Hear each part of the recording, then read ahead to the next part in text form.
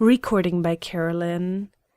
The Doctor, His Wife, and the Clock by Katharine Green. Chapter 1, Part 1.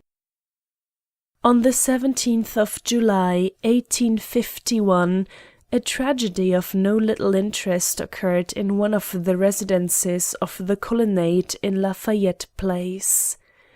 Mr. Hasbrouck, a well-known and highly respected citizen, was attacked in his room by an unknown assailant and shot dead before assistance could reach him.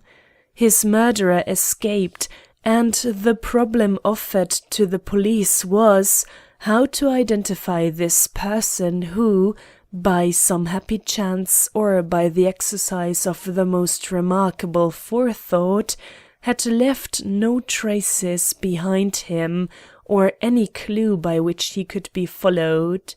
The affair was given to a young man named Ebenezer Gryce to investigate, and the story as he tells it is this.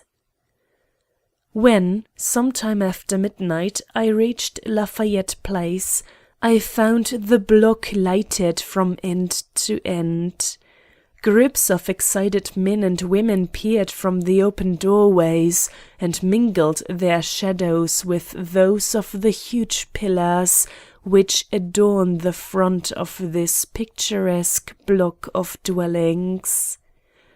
The house in which the crime had been committed was near the center of the row, and long before I reached it, I had learned from more than one source that the alarm was first given to the street by a woman's shriek, and secondly by the shouts of an old manservant who had appeared in a half-dressed condition at the window of Mr. Hasbrouck's room, crying, "Murder! Murder!" But when I had crossed the threshold, I was astonished at the paucity of the facts to be gleaned from the inmates themselves. The old servitor, who was the first to talk, had only this account of the crime to give. The family, which consisted of Mr. Hasbrouck, his wife, and 3 servants, had retired for the night at the usual hour and under the usual auspices. At 11 o'clock the lights were all extinguished, and the whole household asleep, with the possible exception of Mr. Hasbrouck himself, who, being a man of large business responsibilities, was frequently troubled with insomnia. Suddenly Mrs. Hasbrouck woke with a start. Had she dreamt the words that were ringing in her ears, or had they been actually uttered in her hearing? They were short, sharp words, full of terror and menace, and she had nearly satisfied herself that she had imagined them, when there came, from somewhere near the door, a sound she neither understood nor could interpret, but which filled her with inexplicable terror and made her afraid to breathe, or even to stretch forth her hand towards her husband, whom she supposed to be sleeping at her side. At length another strange sound, which she was sure was not due to her imagination, drove her to make an attempt to rouse him, when she was horrified to find that she was alone in the bed and her husband nowhere within reach. Filled now with something more than nervous apprehension, she flung herself to the floor and tried to penetrate, with frenzied glances, the surrounding darkness. But the blinds and shutters both having been carefully closed by Mr. Hasbrouck before retiring, she found this impossible, and she was about to sink in terror to the floor, when she heard a low gasp on the other side of the room, followed by the suppressed cry, "God, what have I done?" The voice was a strange one, but before the fear aroused by this fact could culminate in a shriek of dismay, she caught the sound of retreating footsteps, and eagerly listening, she heard them descend the stairs and depart by the front door. Had she known what had occurred, had there been no doubt in her mind as to what lay in the darkness on the other side of the room, it is likely that, at the noise caused by the closing front door, she would have made at once for the balcony that opened out from the window before which she was standing, and taken one look at the flying figure below. But her uncertainty as to what lay hidden from her by the darkness chained her feet to the floor, and there is no knowing when she would have moved, if a carriage had not at that moment passed down Astor Place, bringing with it a sense of companionship which broke the spell that held her, and gave her strength to light the gas, which was in ready reach of her hand. As the sudden blaze illuminated the room, revealing in a burst the old familiar walls and well-known pieces of furniture, she felt for a moment as if released from some heavy nightmare and restored to the common experiences of life. But in another instant her former dread returned, and she found herself quaking at the prospect of passing around the foot of the bed into that part of the room which was as yet hidden from her eyes. But the desperation which comes with great crises finally drove her from her retreat, and creeping slowly forward, she cast one glance at the floor before her, when she found her worst fears realized by the sight of the dead body of her husband lying prone before the open doorway, with a bullet hole in his forehead. Her first impulse was to shriek, but by a powerful exercise of will she checked herself, and ringing frantically for the servants who slept on the top floor of the house, flew to the nearest window and endeavoured to open it.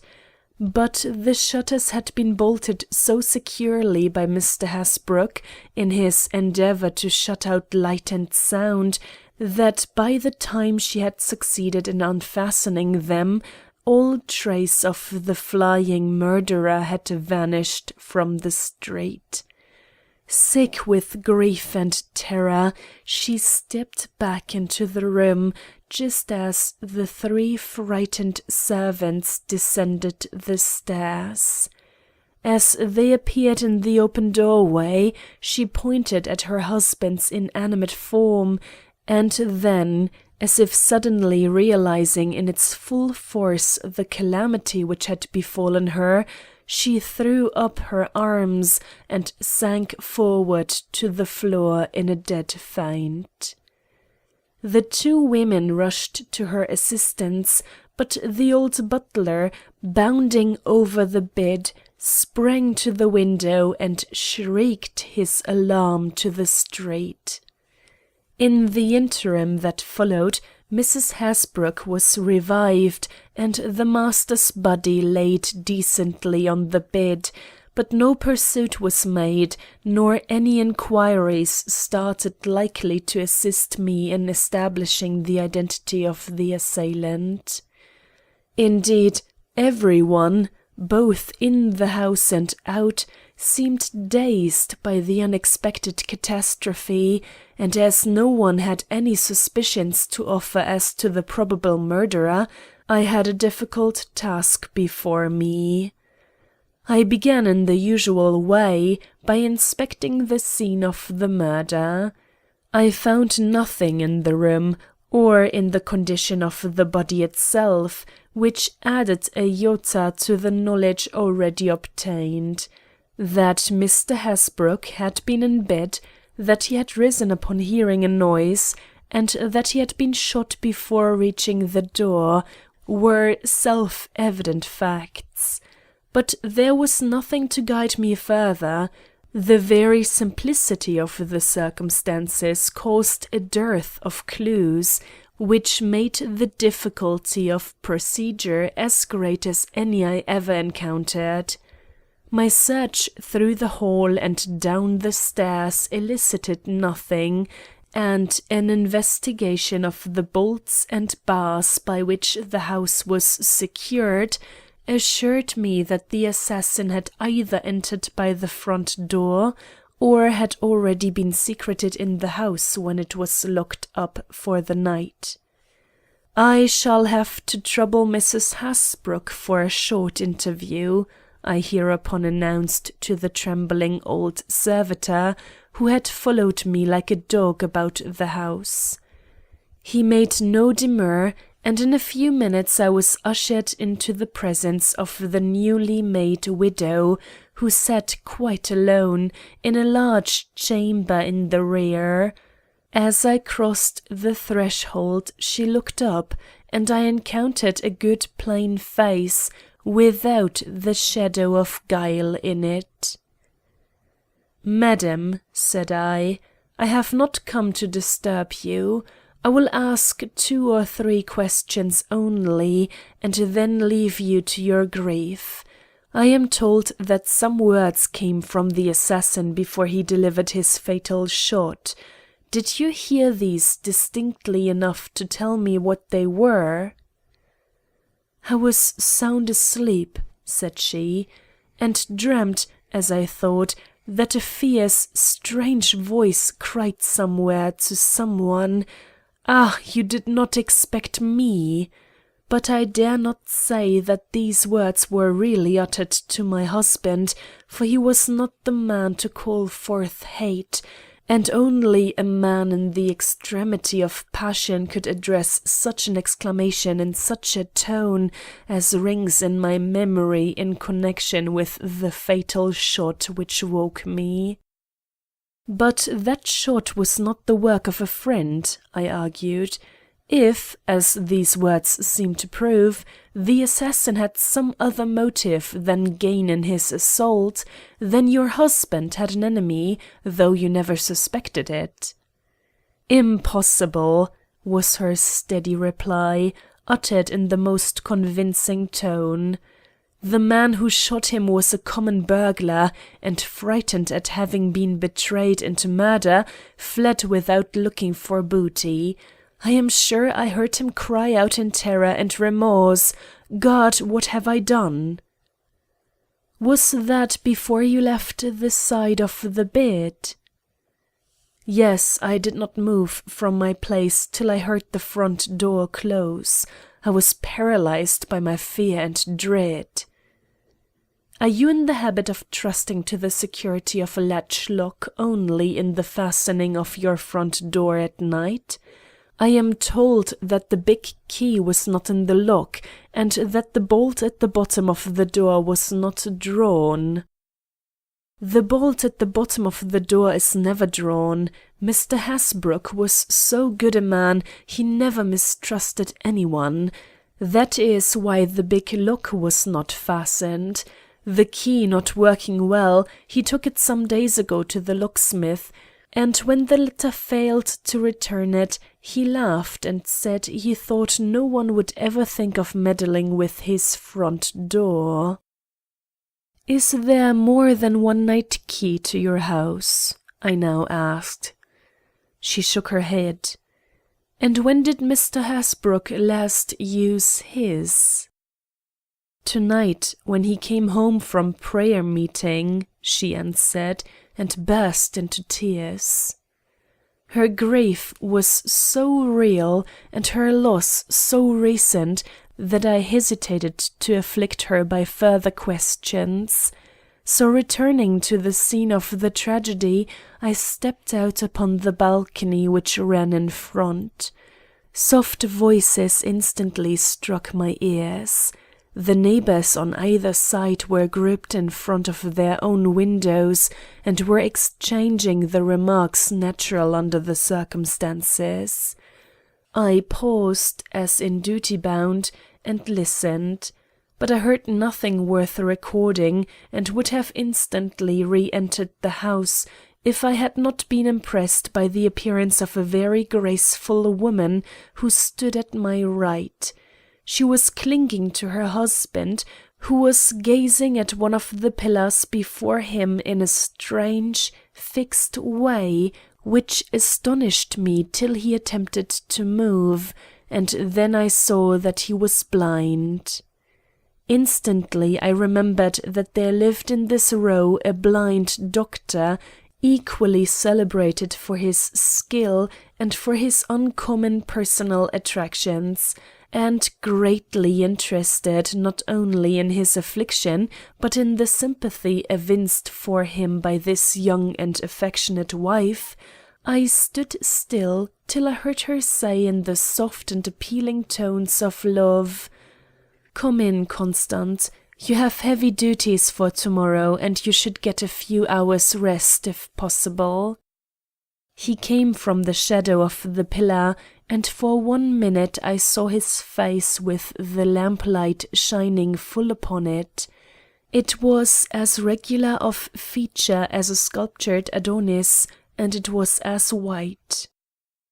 "Sleep," he repeated, in the measured tones of deep but suppressed feelings. "Sleep, with murder on the other side of the wall." And he stretched out his arms in a dazed way that insensibly accentuated the horror I myself felt of the crime which had so lately taken place in the room behind me. She, noting the movement, took one of the groping hands in her own and drew him gently towards her. "This way," she urged, and guiding him into the house, she closed the window and drew down the shades, making the street seem darker by the loss of her exquisite presence. This may seem a digression, but I was at the time a young man of 30, and much under the dominion of woman's beauty. I was, therefore, slow in leaving the balcony, and persistent in my wish to learn something of this remarkable couple before leaving Mr. Hasbrouck's house. The story told me was very simple. Dr. Zabriskie had not been born blind, but had become so after a grievous illness which had stricken him down soon after he received his diploma.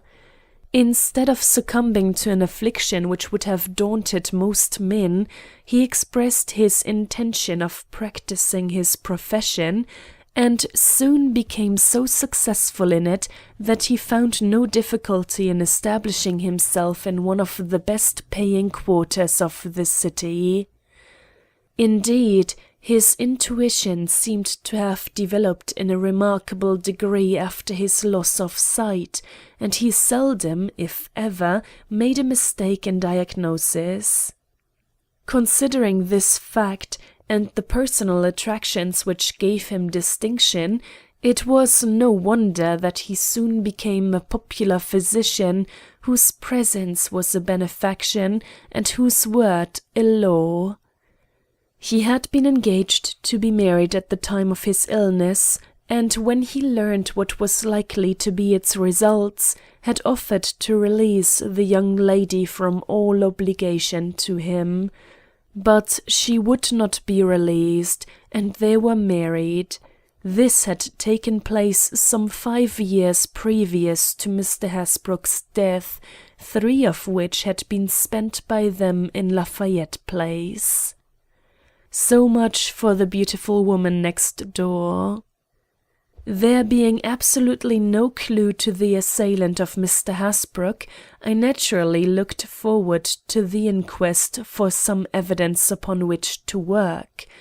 But there seemed to be no underlying facts to this tragedy. The most careful study into the habits and conduct of the deceased brought nothing to light save his general beneficence and rectitude, nor was there in his history or in that of his wife any secret or hidden obligation calculated to provoke any such act of revenge as murder. Mrs. Hasbrook's surmise that the intruder was simply a burglar, and that she had rather imagined than heard the words that pointed to the shooting as a deed of vengeance, soon gained general credence. But, though the police worked long and arduously in this new direction, their efforts were without fruit, and the case bade fair to remain an unsolvable mystery. But the deeper the mystery, the more persistently does my mind cling to it, and some 5 months after the matter had been delegated to oblivion, I found myself starting suddenly from sleep with these words ringing in my ears. Who uttered the scream that gave the first alarm of Mr. Hasbrook's violent death? I was in such a state of excitement that the perspiration stood out on my forehead. Mrs. Hasbrook's story of the occurrence returned to me, and I remembered as distinctly as if she were then speaking that she had expressly stated that she did not scream when confronted by the sight of her husband's dead body. But someone had screamed, and that very loudly. Who was it, then? One of the maids, startled by the sudden summons from below, or someone else, someone involuntarily witness of the crime, whose testimony had been suppressed at the inquest by fear or influence? The possibility of having come upon a clue even at this late day so fired my ambition that I took the first opportunity of revisiting Lafayette Place. Choosing such persons as I thought most open to my questions, I learned that there were many who could testify to having heard a woman's shrill scream on that memorable night just prior to the alarm given by old Cyrus, but no one who could tell from whose lips it had come. One fact, however, was immediately settled. It had not been the result of the servant women's fears. Both of the girls were positive that they had uttered no sound, nor had they themselves heard any, till Cyrus rushed to the window with his wild cries. As the scream, by whomever given, was uttered before they descended the stairs, I was convinced by these assurances that it had issued from one of the front windows, and not from the rear of the house, where their own rooms lay. Could it be that it had sprung from the adjoining dwelling, and that— My thoughts went no further, but I made up my mind to visit the doctor's house at once. It took some courage to do this, for the doctor's wife had attended the inquest, and her beauty, seen in broad daylight, had worn such an aspect of mingled sweetness and dignity that I hesitated to encounter it under any circumstances likely to disturb its pure serenity. But a clue, once grasped, cannot be lightly set aside by a true detective, and it would have taken more than a woman's frown to stop me at this point. So I rang Dr. Zabrisky's bell. End of Chapter 1, Part 1. Chapter 1, Part 2. I am 70 years old now, and am no longer daunted by the charms of a beautiful woman, but I confess that when I found myself in the fine reception parlor on the first floor, I experienced no little trepidation at the prospect of the interview which awaited me. But as soon as the fine, commanding form of the doctor's wife crossed the threshold, I recovered my senses and surveyed her with as direct a gaze as my position allowed. For her aspect bespoke a degree of emotion that astonished me, and even before I spoke I perceived her to be trembling, though she was a woman of no little natural dignity and self-possession. "I seem to know your face," she said, advancing courteously towards me, "but your name," and here she glanced at the card she held in her hand, "is totally unfamiliar to me." "I think you saw me some 18 months ago," said I. "I am the detective who gave testimony at the inquest which was held over the remains of Mr. Hasbrouck." I had not meant to startle her, but at this introduction of myself I saw her naturally pale cheek turn paler, and her fine eyes, which had been fixed curiously upon me, gradually sink to the floor. "Great heaven," thought I, "what is this I have stumbled upon?" "I do not understand what business you can have with me," she presently remarked, with a show of gentle indifference that did not in the least deceive me. "I do not wonder," I rejoined. "The crime which took place next door is almost forgotten by the community, and even if it were not, I am sure you would find it difficult to conjecture the nature of the question I have to put to you." "I am surprised," she began, rising in her involuntary emotion and thereby compelling me to rise also. "How can you have any question to ask me on this subject?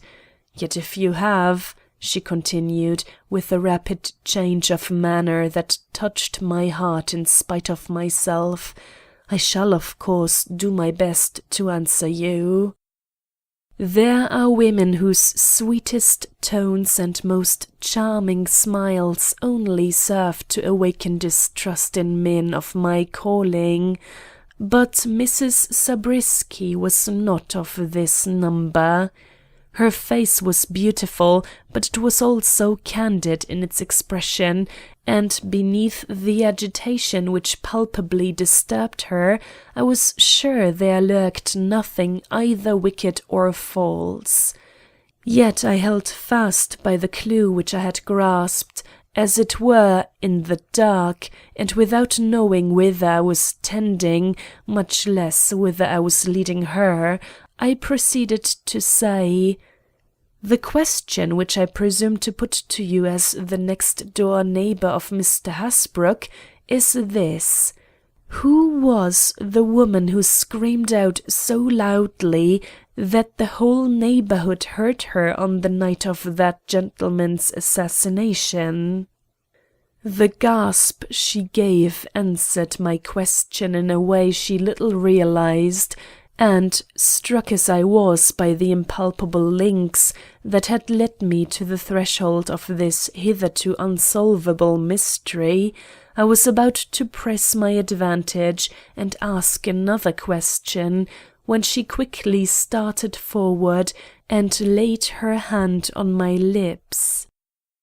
Astonished, I looked at her inquiringly, but her head was turned aside, and her eyes, fixed upon the door, showed the greatest anxiety. Instantly I realized what she feared. Her husband was entering the house, and she dreaded lest his ears should catch a word of our conversation.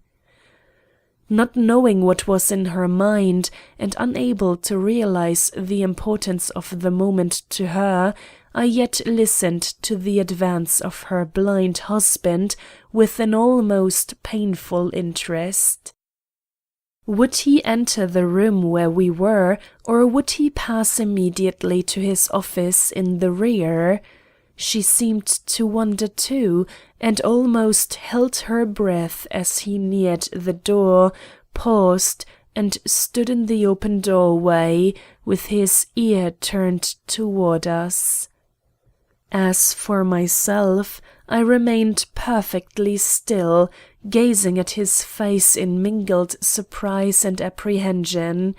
For besides its beauty, which was of a marked order, as I have already observed, it had a touching expression which irresistibly aroused both pity and interest in the spectator.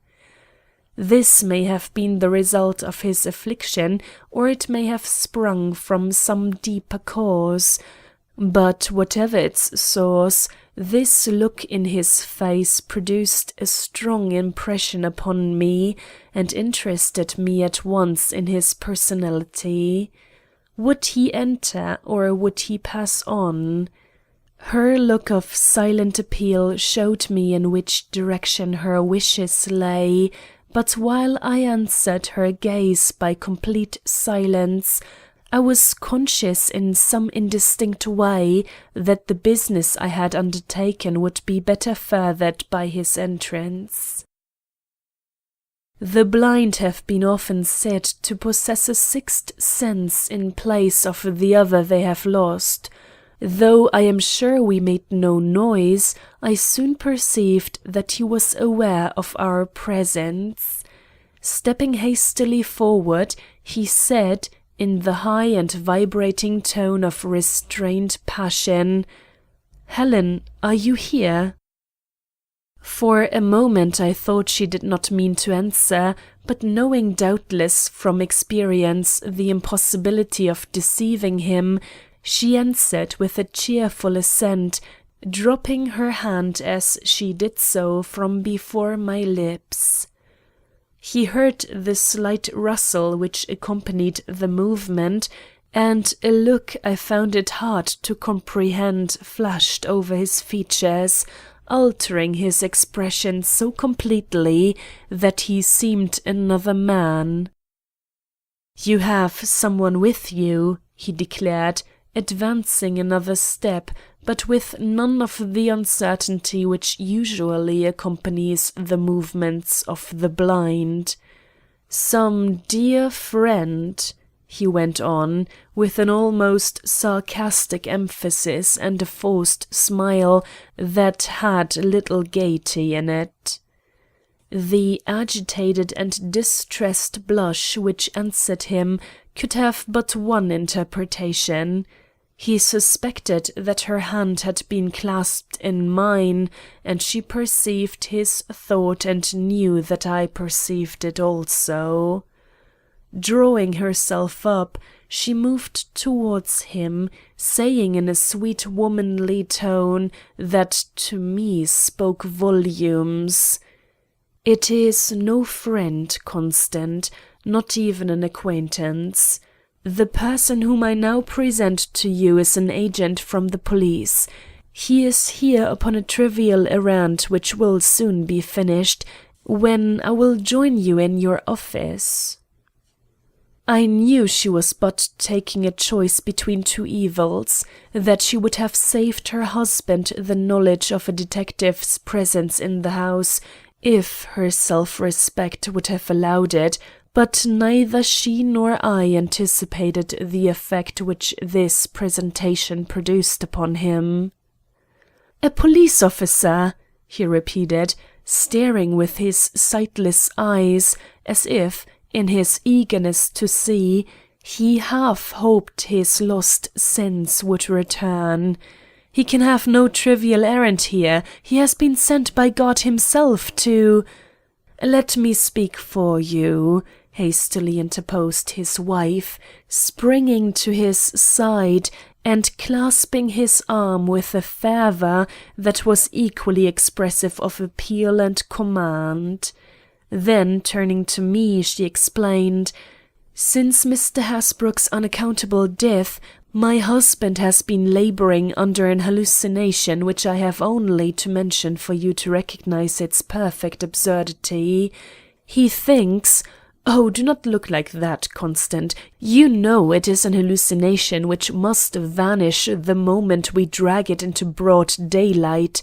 That he, the best man in the world, was himself the assailant of Mr. Hasbrouck. Good God.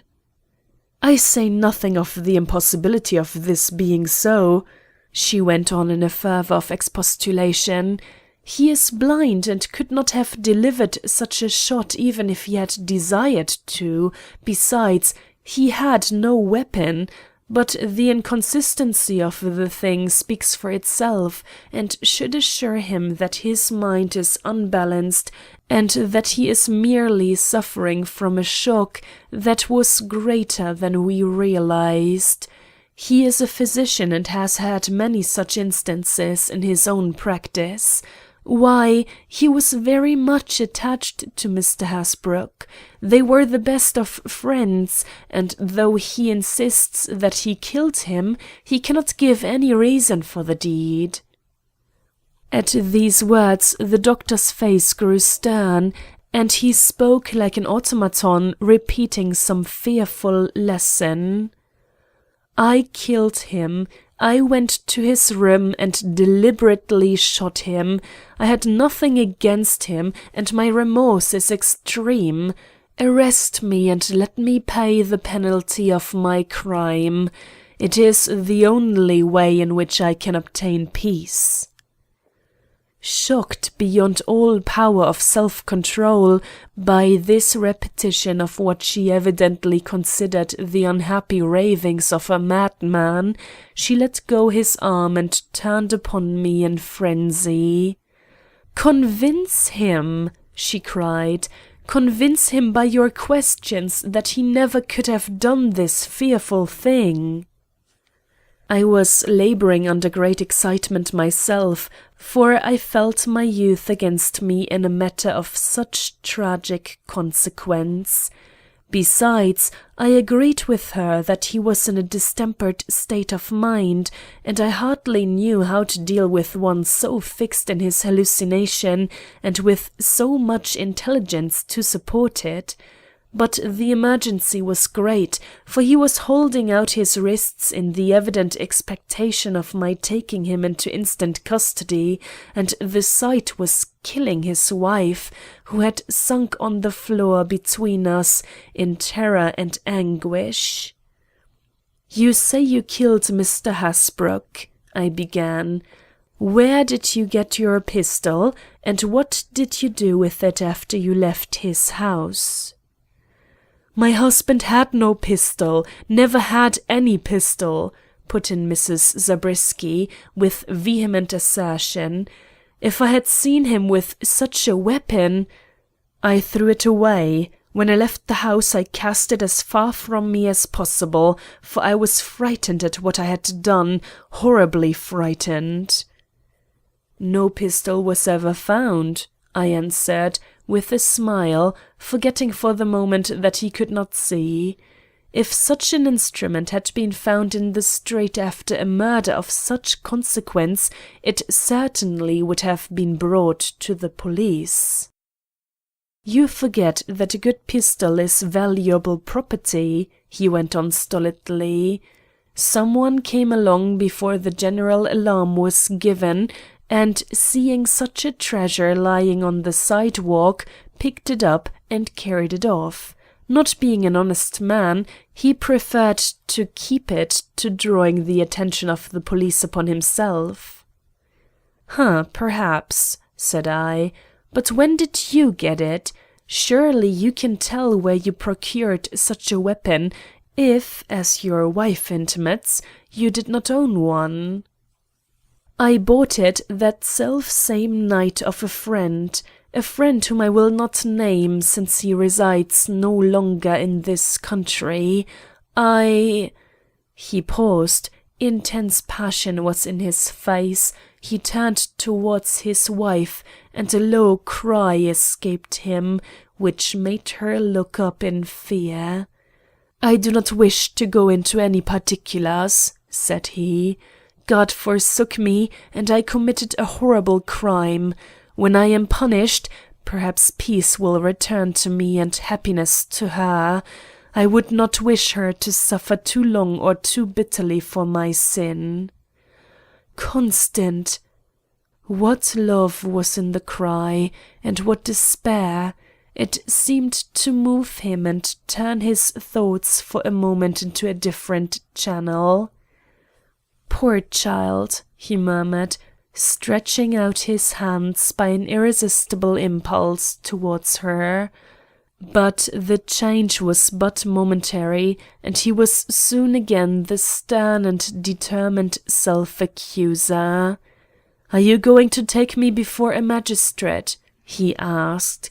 "If so, I have a few duties to perform which you are welcome to witness." "I have no warrant," I said. "Besides, I am scarcely the one to take such a responsibility upon myself. If, however, you persist in your declaration, I will communicate with my superiors, who will take such actions as they think best." "That will be more satisfactory to me," said he, "for though I have many times contemplated giving myself up to the authorities, I have still much to do before I can leave my home and practice without injury to others. Good day. When you want me, you will find me here." He was gone, and the poor young wife was left crouching on the floor alone. Pitying her shame and terror, I ventured to remark that it was not an uncommon thing for a man to confess to a crime he had never committed, and assured her that the matter would be inquired into very carefully before any attempt was made upon his liberty.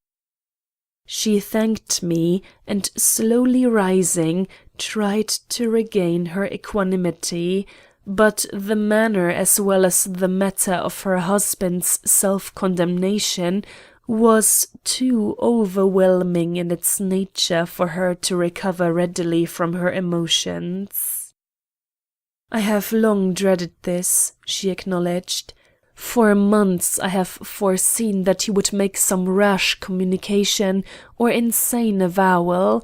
If I had dared, I would have consulted some physician about this hallucination of his, but he was so sane on other points that I hesitated to give my dreadful secret to the world. I kept hoping that time and his daily pursuits would have their effect and restore him to himself. But his illusion grows, and now I fear that nothing will ever convince him that he did not commit the deed of which he accuses himself. If he were not blind, I would have more hope, but the blind have so much time for brooding." "I think he had better be indulged in his fancies for the present," I ventured. "If he is laboring under an illusion, it might be dangerous to cross him." "If?" she echoed in an indescribable tone of amazement and dread. "Can you for a moment harbor the idea that he has spoken the truth?" "Madam," I returned, with something of the cynicism of my later years, "what caused you to give such an unearthly scream just before this murder was made known to the neighborhood?" She stared, paled, and finally began to tremble, not, as I now believe, at the insinuation latent in my words, but at the doubts which my question aroused in her own breast. "Did I?" she asked. Then, with a great burst of candor, which seemed inseparable from her nature, she continued, "Why do I try to mislead you or deceive myself? I did give a shriek just before the alarm was raised next door, but it was not from any knowledge I had of a crime having been committed, but because I unexpectedly saw before me my husband, whom I supposed to be on his way to Poughkeepsie. He was looking very pale and strange, and for a moment I thought I was beholding his ghost.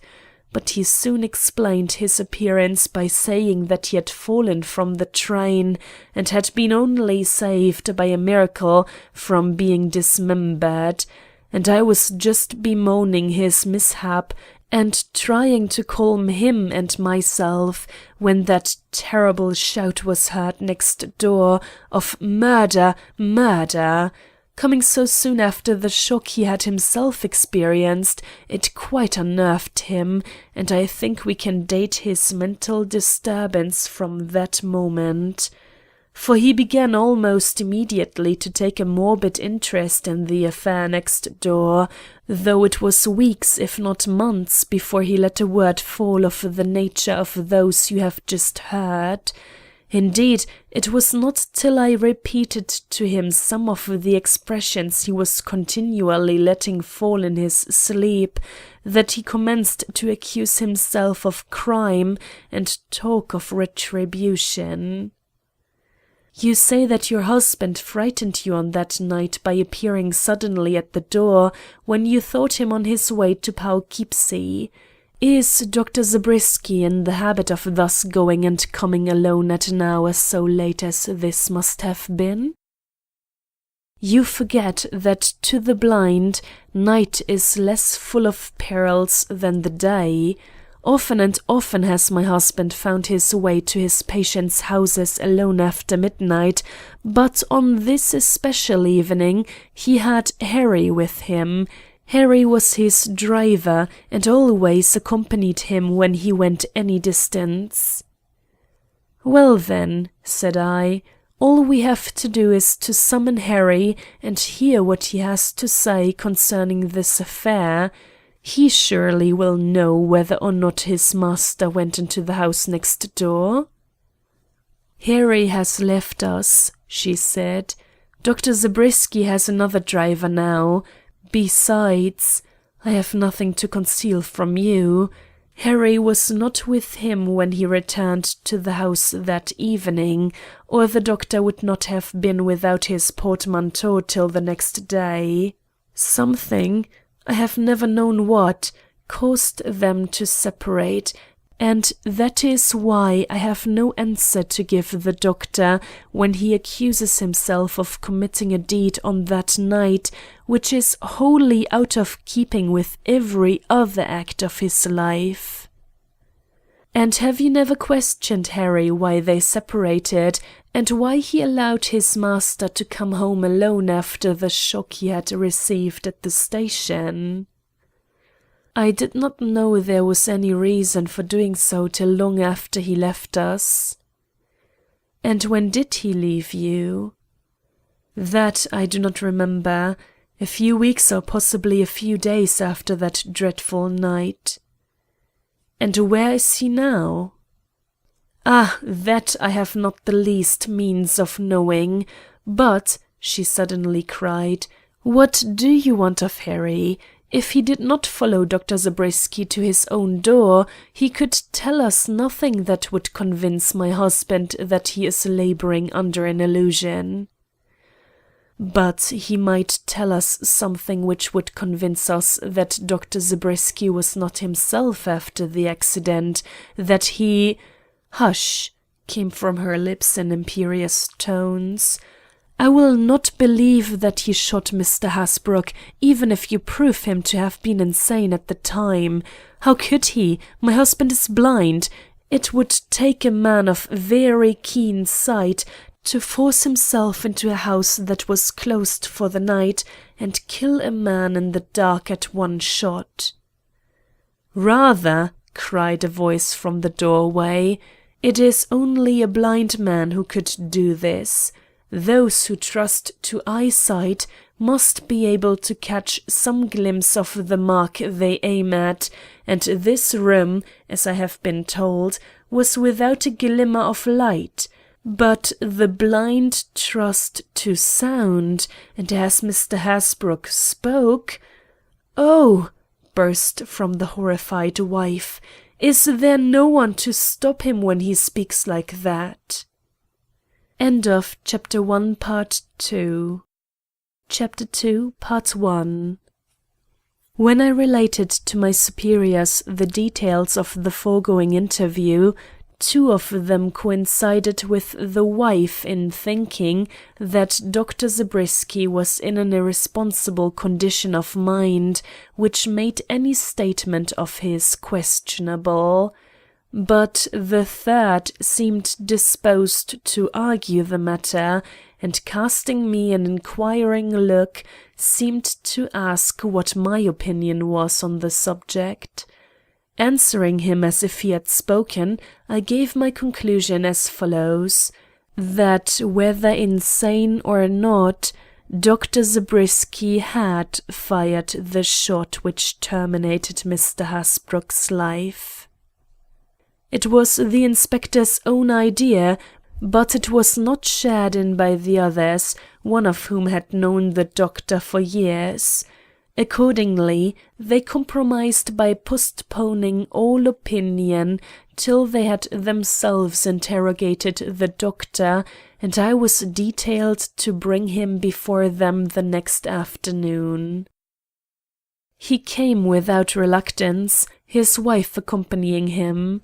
In the short time which elapsed between their leaving Lafayette Place and entering headquarters, I embraced the opportunity of observing them, and I found the study equally exciting and interesting.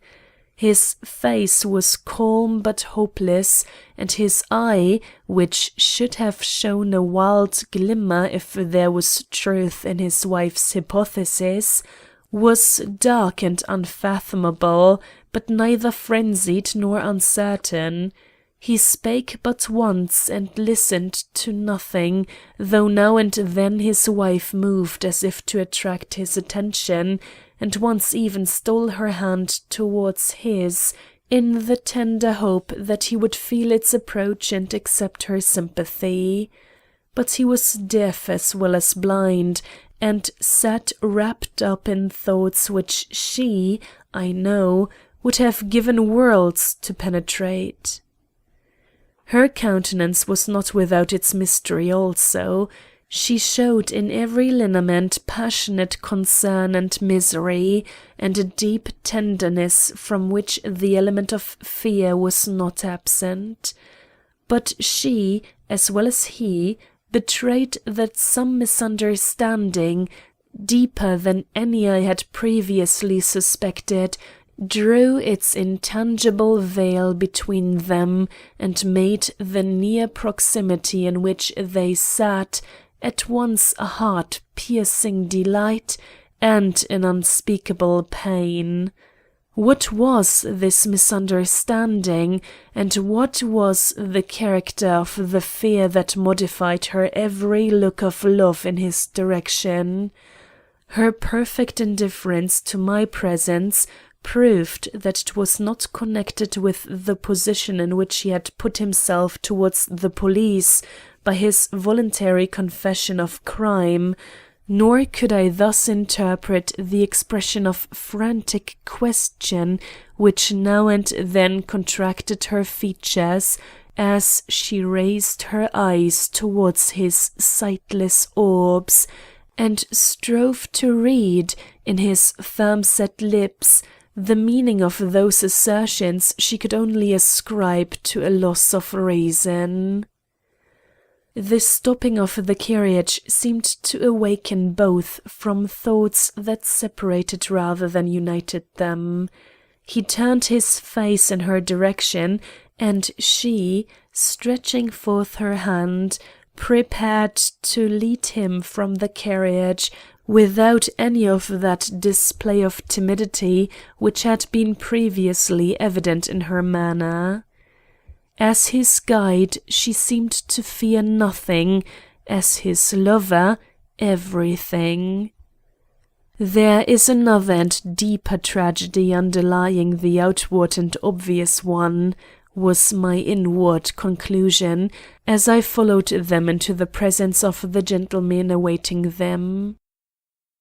Dr. Zabriskie's appearance was a shock to those who knew him, so was his manner, which was calm, straightforward, and quietly determined. "I shot Mr. Hasbrouck," was his steady affirmation, given without any show of frenzy or desperation. "If you ask me why I did it, I cannot answer. If you ask me how, I am ready to state all that I know concerning the matter." "But, Dr. Zabriskie," interposed his friend, "the why is the most important thing for us to consider just now. If you really desire to convince us that you committed the dreadful crime of killing a totally inoffensive man, you should give us some reason for an act so opposed to all your instincts and general conduct." But the doctor continued unmoved. "I had no reason for murdering Mr. Hasbrouck. 100 questions can elicit no other reply. You had better keep to the how."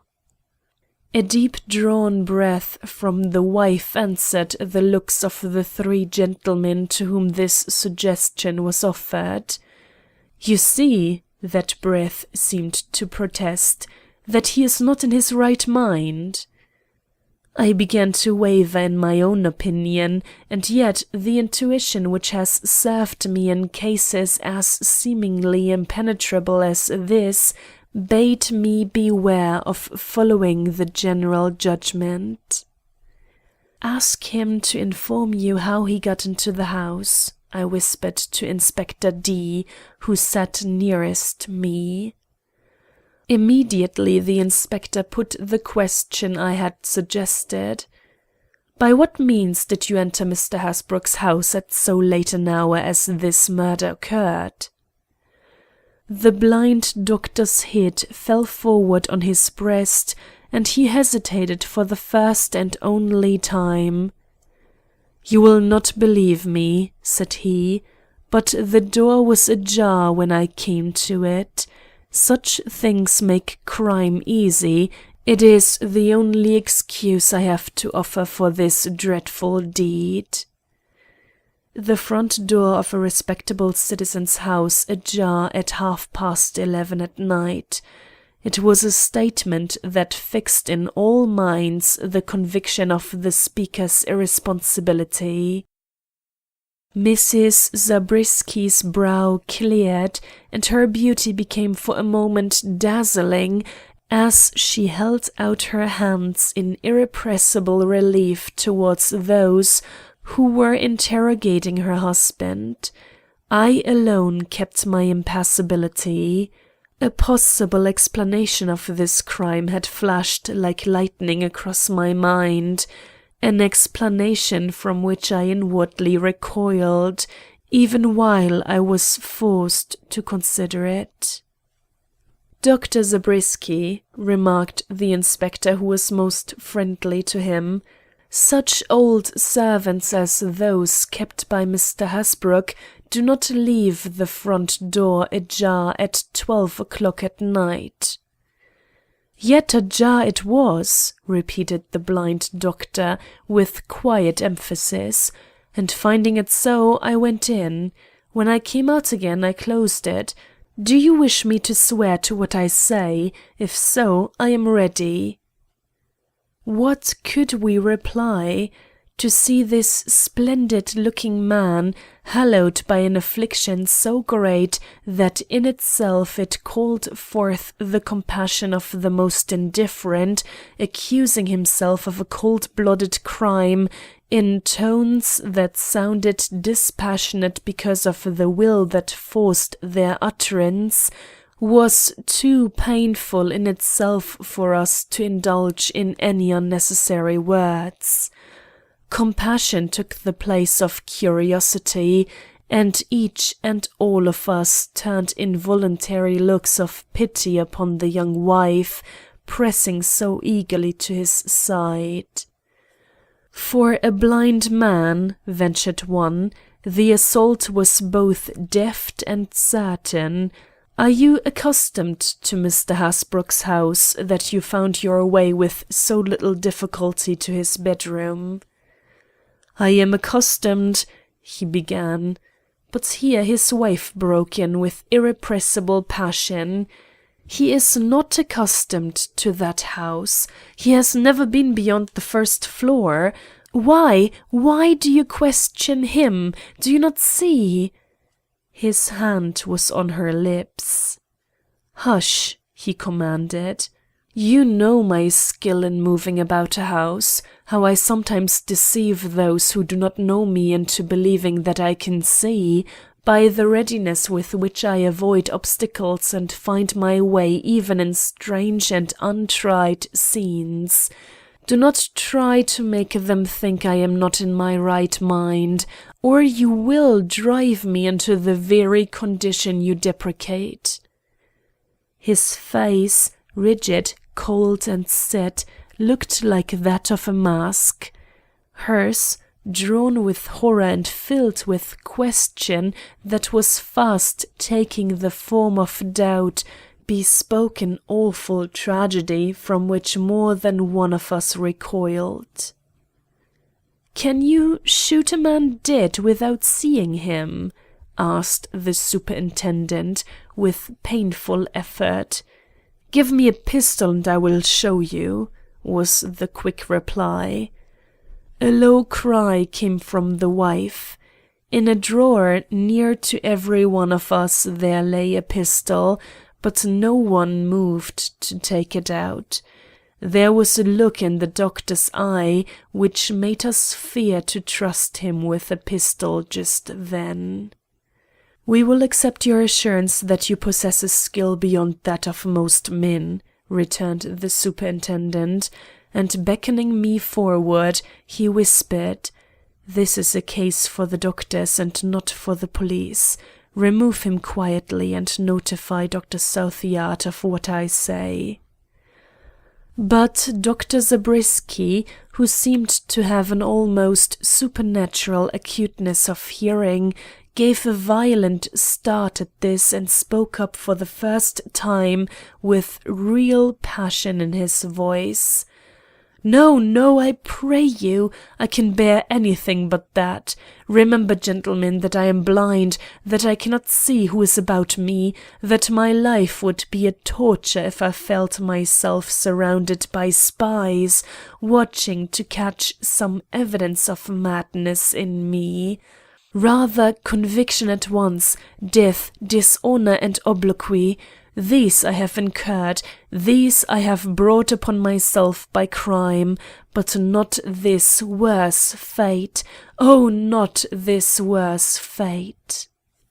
His passion was so intense and yet so confined within the bounds of decorum that we felt strangely impressed by it. Only the wife stood transfixed, with the dread growing in her heart, till her white, waxen visage seemed even more terrible to contemplate than his passion-distorted one. "It is not strange that my wife thinks me demented," the doctor continued, as if afraid of the silence that answered him. "But it is your business to discriminate, and you should know a sane man when you see him." Inspector D no longer hesitated. "Very well," said he. "Give us the least proof that your assertions are true, and we will lay your case before the prosecuting attorney." "Proof? Is not a man's word—" "No man's confession is worth much without some evidence to support it. In your case there is none. You cannot even produce the pistol with which you assert yourself to have committed the deed." True. I was frightened by what I had done, and the instinct of self-preservation led me to rid myself of the weapon in any way I could. But someone found this pistol, someone picked it up from the sidewalk of Lafayette Place on that fatal night. Advertise for it, offer a reward, I will give you the money. Suddenly he appeared to realize how all this sounded. "Alas!" cried he, "I know the story seems improbable, all I say seems improbable, but it is not the probable things that happen in this life, but the improbable, as you should know, who every day dig deep into the heart of human affairs."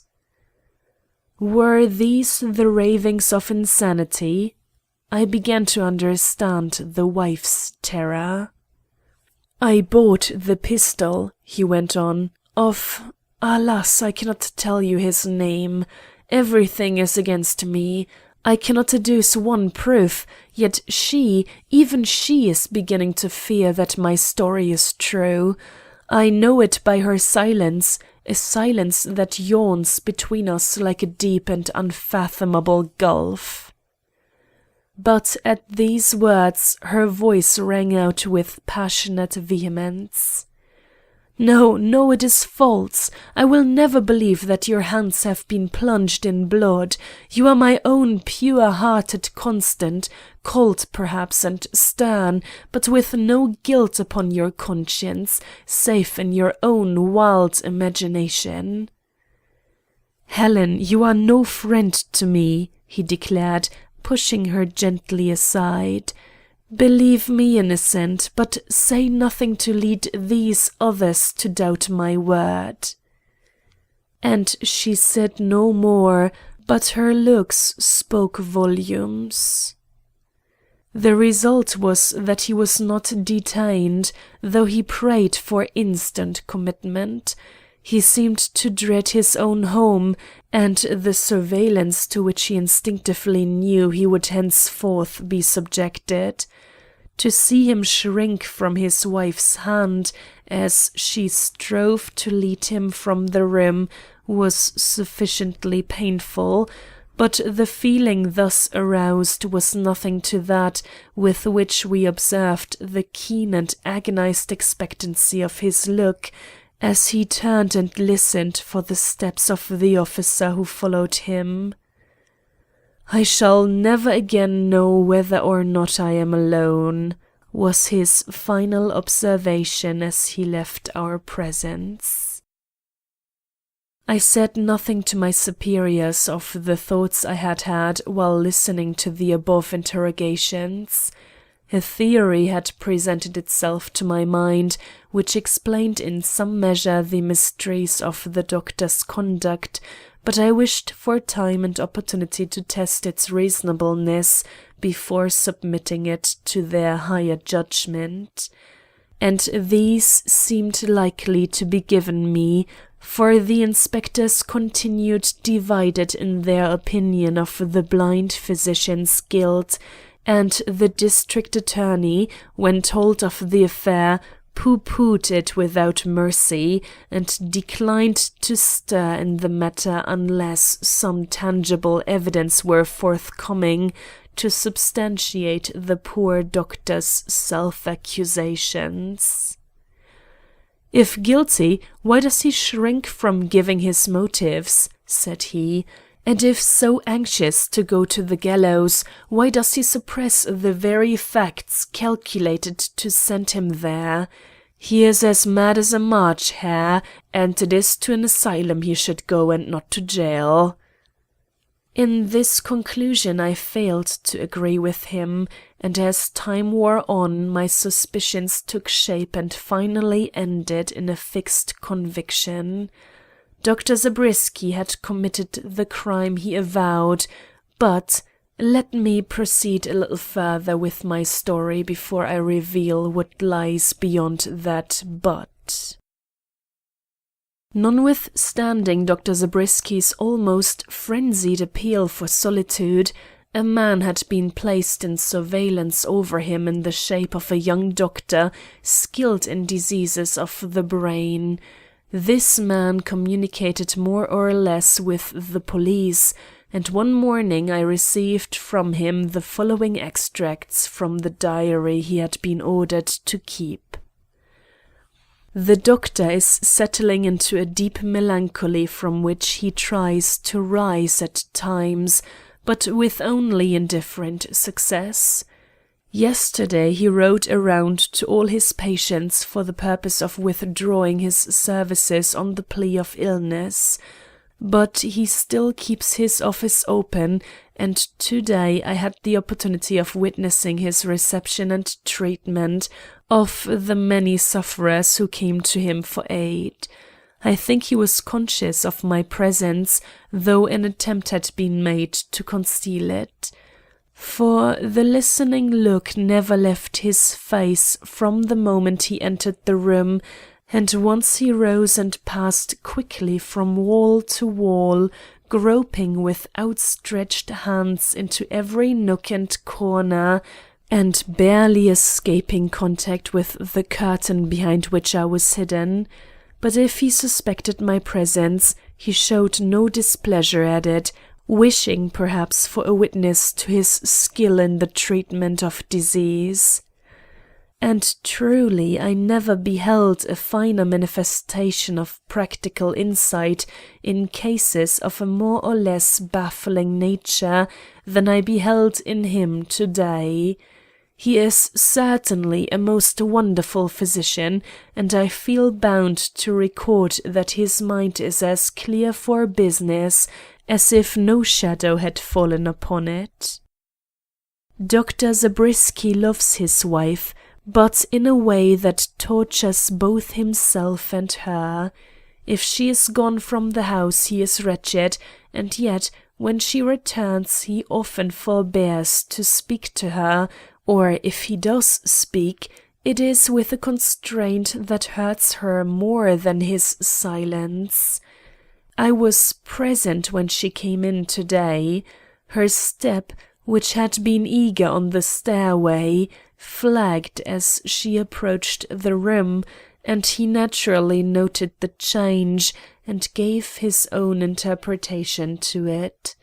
His face, which had been very pale, flushed suddenly, and a nervous trembling seized him, which he sought in vain to hide. But by the time her tall and beautiful figure stood in the doorway, he was his usual self again in all but the expression of his eyes, which stared straight before him in an agony of longing only to be observed in those who have once seen. "Where have you been, Helen?" he asked, as, contrary to his wont, he moved to meet her. "To my mother's, to Arnold and Constable's, and to the hospital, as you requested," was her quick answer, made without faltering or embarrassment. He stepped still nearer and took her hand, and as he did so my physician's eye noted how his finger lay on her pulse in seeming unconsciousness. "Nowhere else?" he queried. She smiled the saddest kind of smile and shook her head. Then, remembering that he could not see this movement, she cried in a wistful tone, "Nowhere else, Constant. I was too anxious to get back." I expected him to drop her hand at this, but he did not, and his finger still rested on her pulse. "And whom did you see while you were gone?" he continued. She told him, naming over several names.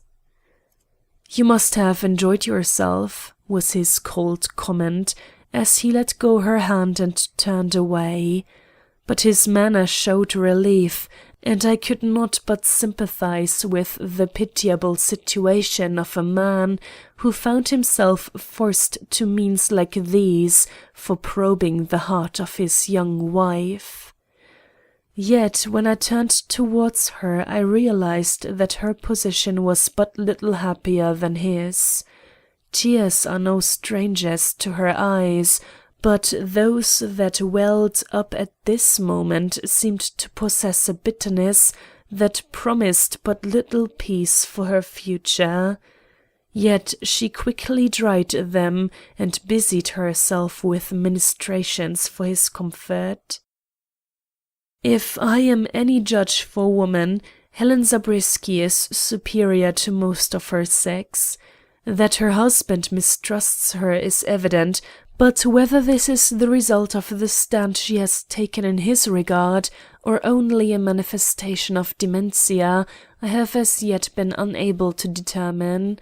I dread to leave them alone together, and yet when I presume to suggest that she should be on her guard in her interviews with him, she smiles very placidly and tells me that nothing would give her greater joy than to see him lift his hand against her, for that would argue that he is not accountable for his deeds or for his assertions.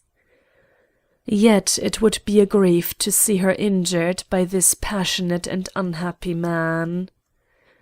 You have said that you wanted all details I could give, so I feel bound to say that Dr. Zabriskie tries to be considerate of his wife, though he often fails in the attempt.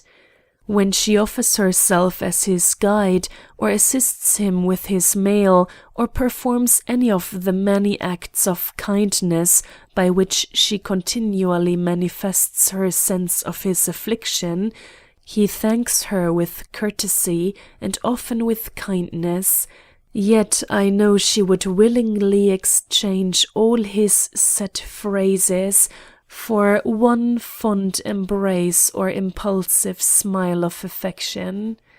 That he is not in the full possession of his faculties would be too much to say, and yet upon what other hypothesis can we account for the inconsistencies of his conduct? I have before me two visions of mental suffering. At noon I passed the office door, and looking within, saw the figure of Dr. Zabriskie seated in his great chair, lost in thought or deep in those memories which make an abyss in one's consciousness. His hands, which were clenched, rested upon the arms of his chair, and in one of them I detected a woman's glove, which I had no difficulty in recognizing as one of the pair worn by his wife that morning. He held it as a tiger might hold his prey, or a miser his gold, but his set features and sightless eyes betrayed that a conflict of emotions was waging with him, among which tenderness had but little share. Though alive, as usually is, to every sound, he was too absorbed at this moment to notice my presence, though I had taken no pains to approach quietly. I therefore stood for a full minute watching him, till an irresistible sense of the shame of thus spying upon a blind man in his moments of secret anguish seized upon me, and I turned away. But not before I saw his features relax in a storm of passionate feeling, as he rained kisses after kisses on the senseless kid he had so long held in his motionless grasp. Yet when an hour later he entered the dining-room on his wife's arm, there was nothing in his manner to show that he had in any way changed in his attitude towards her. The other picture was more tragic still.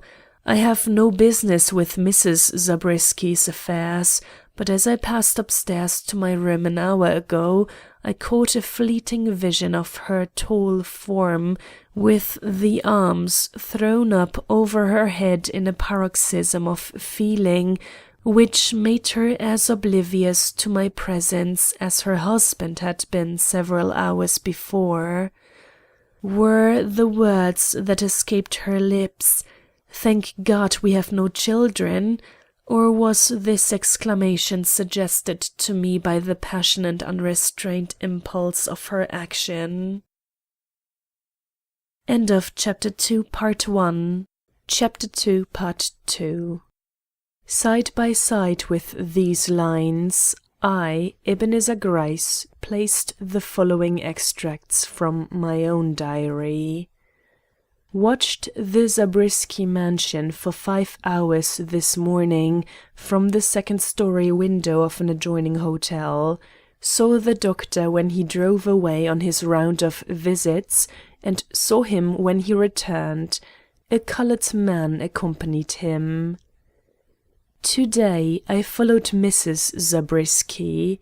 I had a motive for this, the nature of which I think it wisest not to divulge. She went first to a house in Washington Place where I am told her mother lives.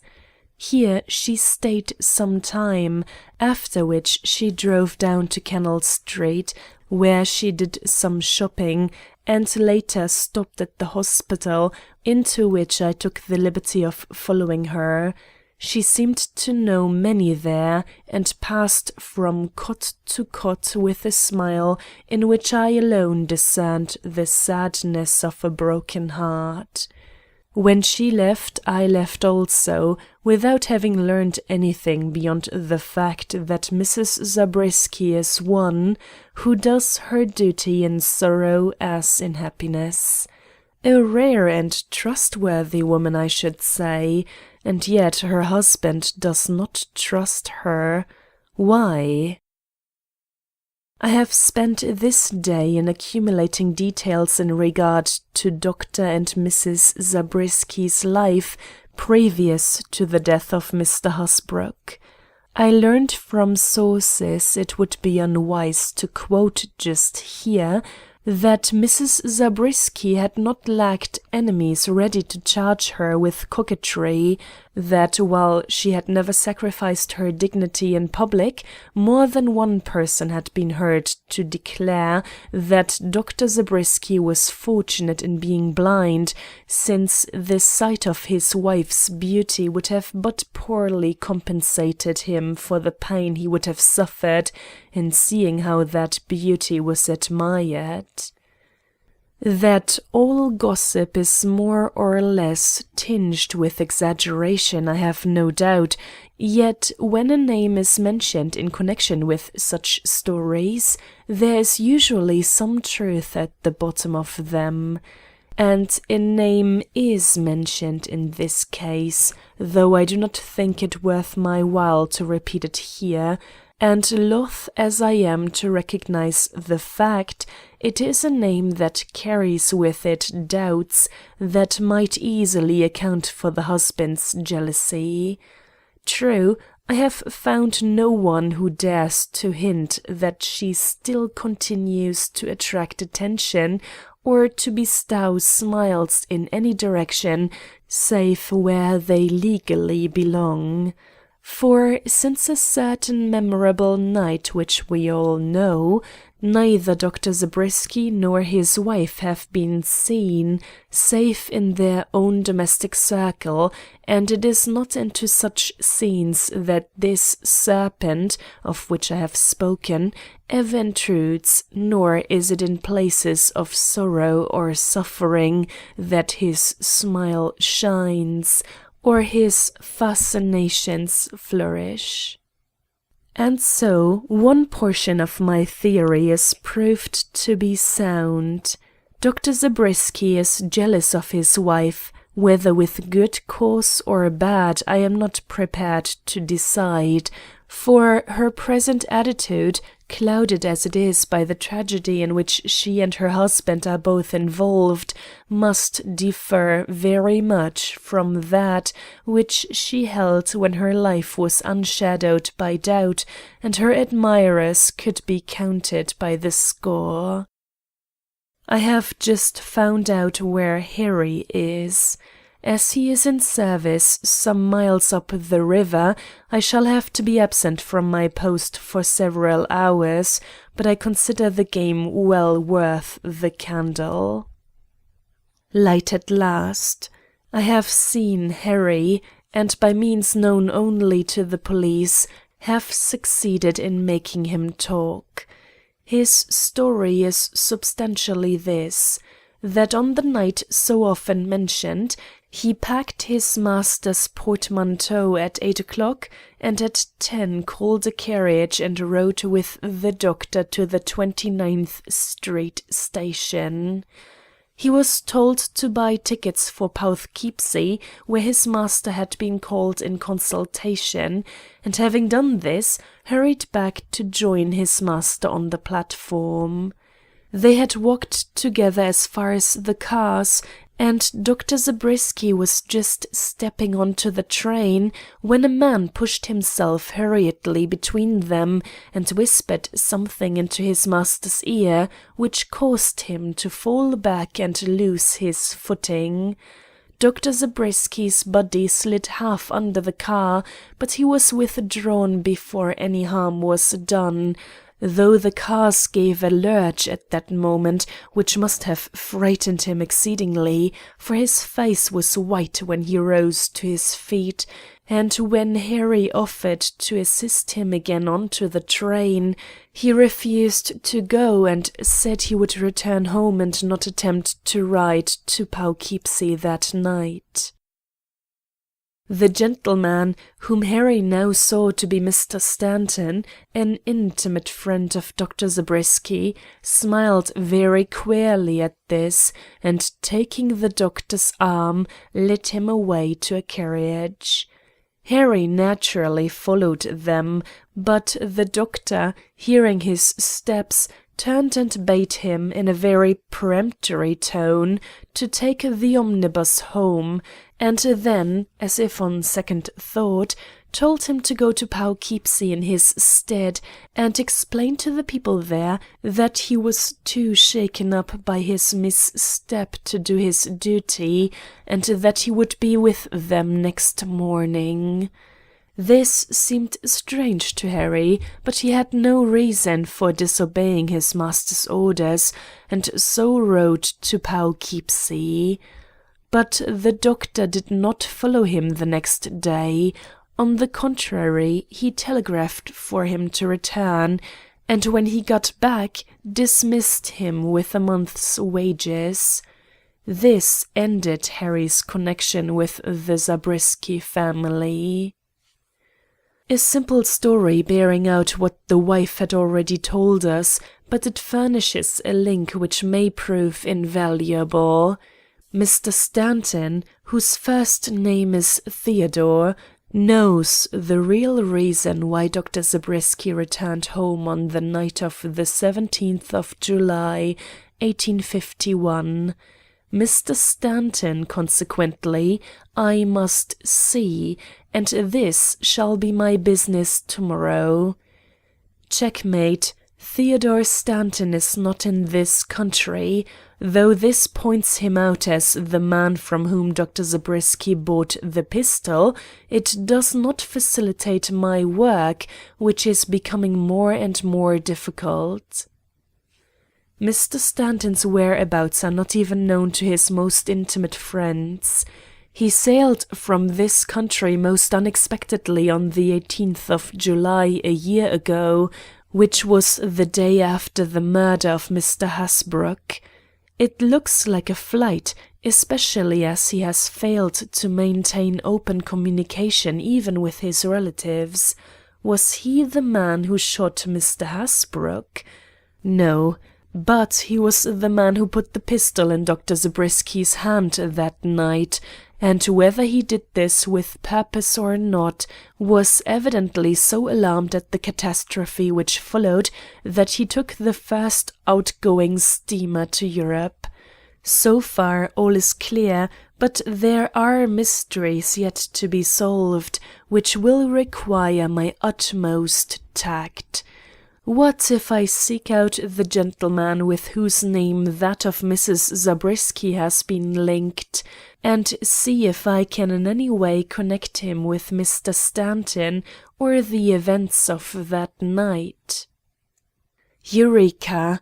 I have discovered that Mr. Stanton cherished a mortal hatred for the gentleman above mentioned. It was a covert feeling, but no less deadly on that account, and while it never led him into any extravagances, it was of force sufficient to account for many a secret misfortune which happened to that gentleman. Now, if I can prove he was the Mephistopheles who whispered insinuations into the ear of our blind Faust, I may strike a fact that will lead me out of this maze. But how can I approach secrets so delicate without compromising the woman I feel bound to respect, if only for the devoted love she manifests for her unhappy husband? I shall have to appeal to Joe Smithers. This is something which I always hate to do, but as long as he will take money, and as long as he is fertile in resources for obtaining the truth from people I am myself unable to reach, so long must I make use of his cupidity and his genius. He is an honorable fellow in one way, and never retails as gossip what he acquires for our use. How will he proceed in this case, and by what tactics will he gain the very delicate information which we need? I own that I am curious to see. I shall really have to put down at length the incidents of this night. I always knew that Joe Smithers was invaluable to the police, but I really did not know he possessed talents of so high an order. He wrote me this morning that he had succeeded in getting Mr. T's promise to spend the evening with him, and advised me that if I desired to be present also, his own servant would not be at home, and that an opener of bottles would be required. As I was very anxious to see Mr. T with my own eyes, I accepted the invitation to play the spy upon a spy, and went at the proper hour to Mr. Smithers's rooms, which are in the University building. I found them picturesque in the extreme. Piles of books stacked here and there to the ceiling made nooks and corners which could be quite shut off by a couple of old pictures that were set into movable frames that swung out or in at the whim or convenience of the owner. As I liked the dark shadows cast by these pictures, I pulled them both out and made such other arrangements as appeared likely to facilitate the purpose I had in view. Then I sat down and waited for the two gentlemen who were expected to come in together. They arrived almost immediately, whereupon I rose and played my part with all necessary discretion. While ridding Mr. T of his overcoat, I stole a look at his face. It is not a handsome one, but it boasts of a gay, devil-may-care expression, which doubtless makes it dangerous to many women, while his manners are especially attractive, and his voice the richest and most persuasive that I have ever heard. I contrasted him, almost against my will, with Dr. Zabriskie, and decided that with most women the former's undoubted fascinations of speech and bearing would outweigh the latter's great beauty and mental endowments, but I doubted if they would with her. The conversation which immediately began was brilliant but desultory, for Mr. Smithers, with an airy lightness for which he is remarkable, introduced topic after topic, perhaps for the purpose of showing off Mr. T's versatility, and perhaps for the deeper and more sinister purpose of shaking the kaleidoscope of talk so thoroughly that the real topic which we were met to discuss should not make an undue impression on the mind of his guest. Meanwhile 1, 2, 3 bottles passed, and I saw Joe Smithers's eye grow calmer, and that of Mr. T more brilliant and more uncertain. As the last bottle showed signs of failing, Joe cast me a meaning glance, and the real business of the evening began. I shall not attempt to relate the half-dozen failures which Joe made in endeavouring to elicit the facts we were in search of, without arousing the suspicion of his visitor. I am only going to relate the successful attempt. They had been talking now for some hours, and I, who had long before been waved from their immediate presence, was hiding my curiosity and growing excitement behind one of the pictures, when suddenly I heard Joe say, "He has the most remarkable memory I ever met. He can tell to a day when any notable event occurred." "Pshaw," answered his companion, who, by the by, was known to pride himself upon his own memory for dates. "I can state where I went and what I did on every day in the year.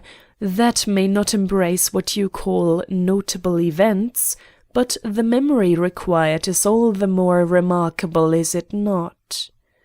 "Pooh," was his friend's provoking reply. "You are bluffing, Ben. I will never believe that." Mr. T, who had passed by this time into that state of intoxication which makes persistence in an assertion a duty as well as a pleasure, threw back his head, and as the wreaths of smoke rose in airy spirals from his lips, reiterated his statement and offered to submit to any test of his vaunted powers which the other might dictate. "You have a diary," began Joe. "Which is at home," completed the other. "Will you allow me to refer to it tomorrow if I am suspicious of the accuracy of your recollections?" "Undoubtedly," returned the other. "Very well, then, I will wager you a cool 50 that you cannot tell where you were between the hours of 10 and 11 on a certain night which I will name."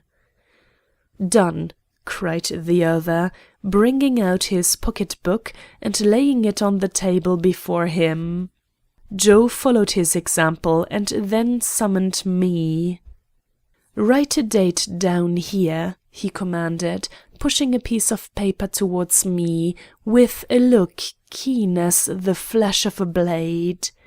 "Any date, man," he added, as I appeared to hesitate in the embarrassment I thought natural under the circumstances. "Put down day, month, and year, only don't go too far back, not farther than 2 years." Smiling with the air of a flunkey admitted to the sports of his superiors, I wrote a line and laid it before Mr. Smithers, who at once pushed it with a careless gesture towards his companion. You can of course guess the date I made use of, July 17th, 1851. Mr. T, who had evidently looked upon this matter as a mere play, flushed scarlet as he read these words, and for one instant looked as if he had rather flee our presence than answer Joe Smithers's nonchalant glance of inquiry. "I have given my word and I will keep it," he said at last, but with a look in my direction that sent me reluctantly back to my retreat. "I don't suppose you want names," he went on, "that is, if anything I have to tell is of a delicate nature." "Oh, no," answered the other, "only facts and places." "I don't think places are necessary either," he returned. "I will tell you what I did, and that must serve you. I did not promise to give number and street." "Well, well," Joe exclaimed, "earn your 50, that is all.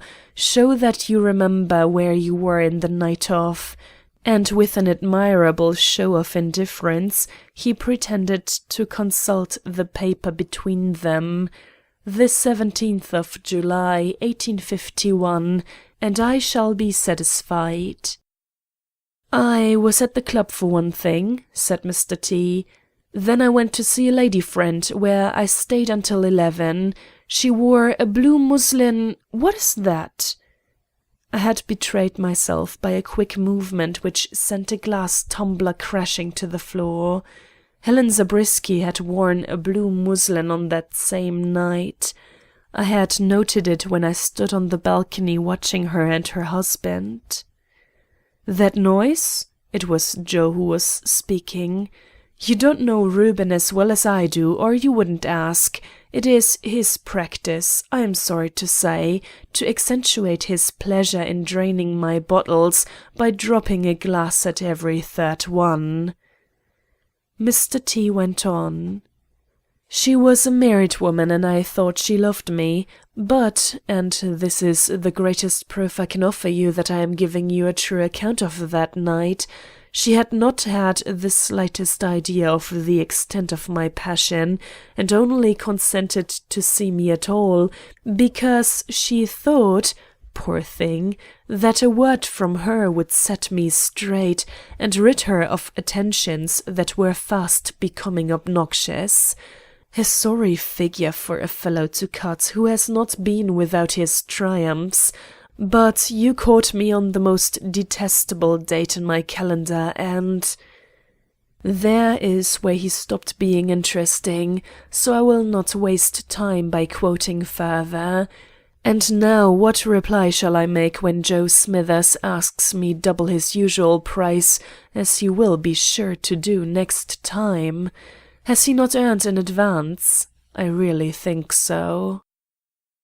I have spent the whole day in weaving together the facts I have gleaned and the suspicions I have formed into a consecutive whole likely to present my theory in a favorable light to my superiors. But just as I thought myself in shape to meet their inquiries, I received an immediate summons into their presence, where I was given a duty to perform of so extraordinary and unexpected a nature that it effectually drove from my mind all my own plans for the elucidation of the Zabriskie mystery. This was nothing more nor less than to take charge of a party of people who were going to the Jersey Heights for the purpose of testing Dr. Zabriskie's skill with a pistol. End of Chapter 2, Part 2. Chapter 3, Part 1. The cause of this sudden move was soon explained to me. Mrs. Zabriskie, anxious to have an end put to the present condition of affairs, had begged for a more rigid examination into her husband's state. This being accorded, a strict and impartial inquiry had taken place, with a result not unlike that which followed the first one. 3 out of his 4 interrogators judged him insane, and could not be moved from their opinion, though opposed by the verdict of the young expert who had been living in the house with him. Dr. Zabriskie seemed to read their thoughts, and showing extreme agitation, begged as before for an opportunity to prove his sanity by showing his skill in shooting.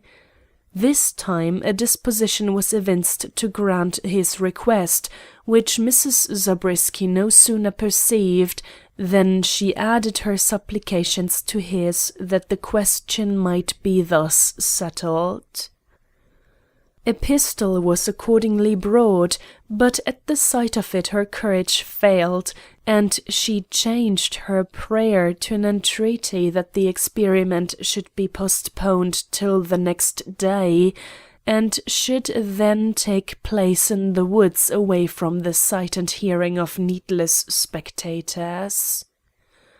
Though it would have been much wiser to have ended the matter there and then, the superintendent was prevailed upon to listen to her entreaties, and thus it was that I came to be a spectator, if not a participator, in the final scene of this most sombre drama.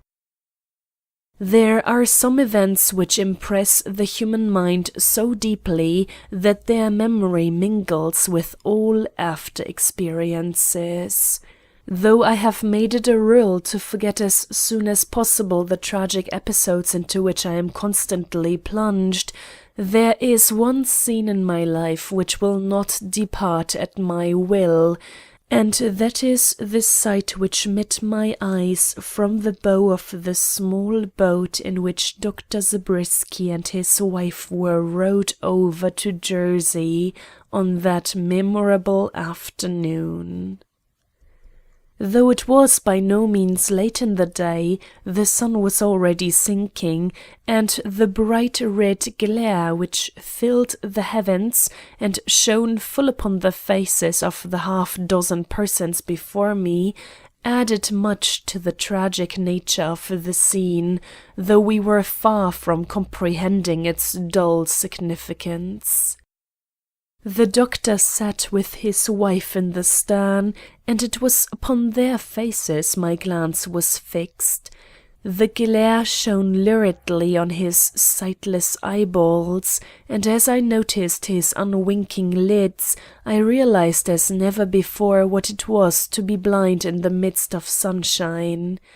Her eyes, on the contrary, were lowered, but there was a look of hopeless misery in her colourless face, which made her appearance infinitely pathetic, and I felt confident that if he could only have seen her, he would not have maintained the cold and unresponsive manner which chilled the words on her lips and made all advance on her part impossible. On the seat in front of them sat the inspector and a doctor, and from some quarter, possibly from under the inspector's coat, there came the monotonous ticking of a small clock, which, I had been told, was to serve as a target for the blind man's aim. This ticking was all I heard, though the noise and bustle of a great traffic was pressing upon us on every side.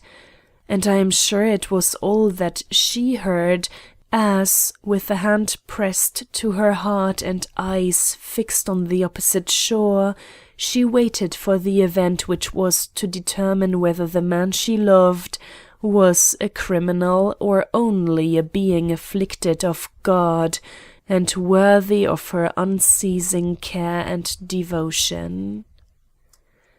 As the sun cast its last scarlet gleam over the water, the boat grounded, and it fell to my lot to assist Mrs. Zabriskie up the bank. As I did so, I allowed myself to say, "I am your friend, Mrs. Zabriskie," and was astonished to see her tremble and turn toward me with a look like that of a frightened child. But there was always this characteristic blending in her countenance of the childlike and the severe, such as may so often be seen in the faces of nuns, and beyond an added pang of pity for this beautiful but afflicted woman, I let the moment pass without giving it the weight it perhaps demanded. "The doctor and his wife had a long talk last night," was whispered in my ear as we wound our way along into the woods. I turned and perceived at my side the expert physician, portions of whose diary I have already quoted. He had come by another boat. "But it did not seem to heal whatever breach lies between them," he proceeded. Then, in a quick, curious tone, he asked, "Do you believe this attempt on his part is likely to prove anything but a farce?" "I believe he will shatter the clock to pieces with his first shot," I answered, and could say no more, for we had already reached the ground which had been selected for this trial at arms, and the various members of the party were being placed in their several positions. The doctor, to whom light and darkness were alike, stood with his face towards the western glow, and at his side were grouped the inspector and the two physicians. On the arm of one of the latter hung Dr. Zabriskie's overcoat, which he had taken off as soon as he reached the field. Mrs. Zabriskie stood at the other end of the opening, near a tall stump, upon which it had been decided that the clock should be placed when the moment came for the doctor to show his skill. She had been accorded the privilege of setting the clock on this stump, and I saw it shining in her hand as she paused for a moment to glance back at the circle of gentlemen who were awaiting her movements. The hands of the clock stood at 5 minutes to 5, though I scarcely noted the fact at the time, for her eyes were on mine, and as she passed me she spoke. "If he is not himself, he cannot be trusted. Watch him carefully and see that he does no mischief to himself or others. Be at his right hand and stop him if he does not handle his pistol properly."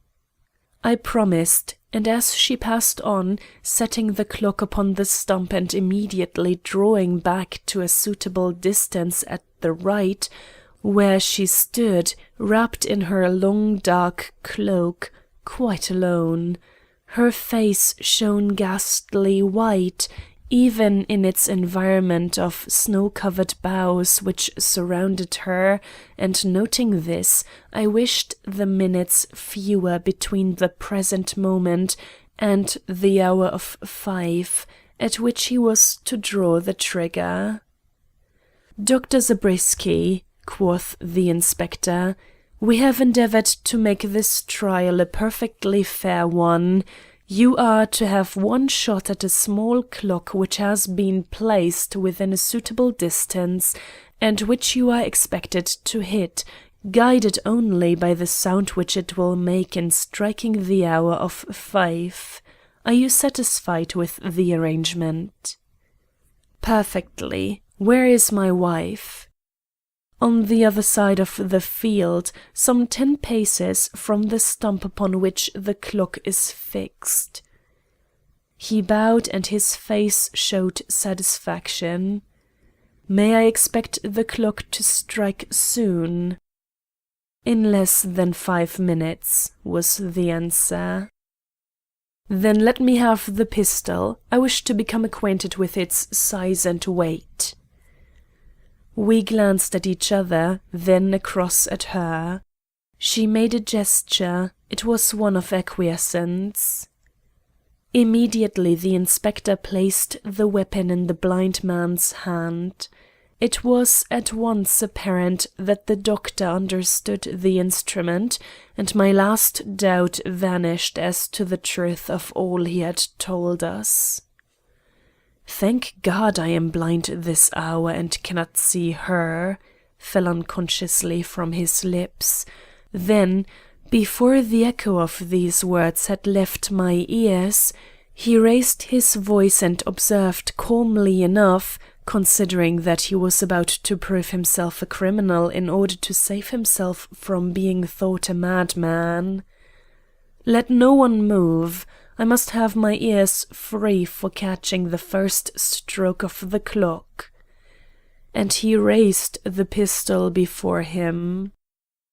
There was a moment of torturing suspense and deep, unbroken silence.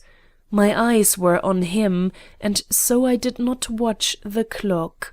But suddenly I was moved by some irresistible impulse to note how Mrs. Zabriskie was bearing herself at this critical moment, and casting a hurried glance in her direction, I perceived her tall figure swaying from side to side, as if under an intolerable strain of feeling.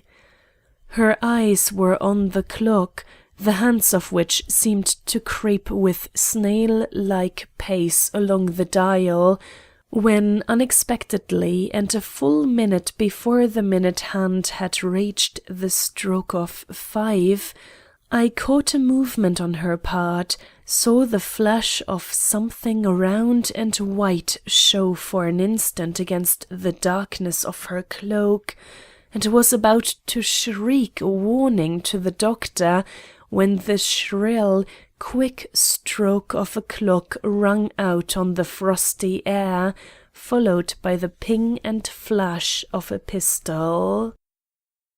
A sound of shattered glass, followed by a suppressed cry, told us that the bullet had struck the mark, but before we could move or rid our eyes of the smoke which the wind had blown into our faces, there came another sound which made our hair stand on end and sent the blood back in terror to our hearts. Another clock was striking. The clock which we now perceived was still standing upright on the stump where Mrs. Zabriskie had placed it. Whence came the clock, then, which had struck before the time and been shattered for its pains? One quick look told us. On the ground, 10 paces at the right, lay Helen Zabriskie, a broken clock at her side, and in her breast a bullet, which was fast sapping the life from her sweet eyes. We had to tell him. There was such pleading in her looks, and never shall I forget the scream that rang from his lips as he realized the truth. Breaking from our midst, he rushed forward and fell at her feet as if guided by some supernatural instinct. "Helen!" he shrieked. "What is this? Were not my hands dyed deep enough in blood that you should make me answerable for your life also?" Her eyes were closed, but she opened them. Looking long and steadily at his agonized face, she faltered forth, "It is not you who have killed me. It is your crime.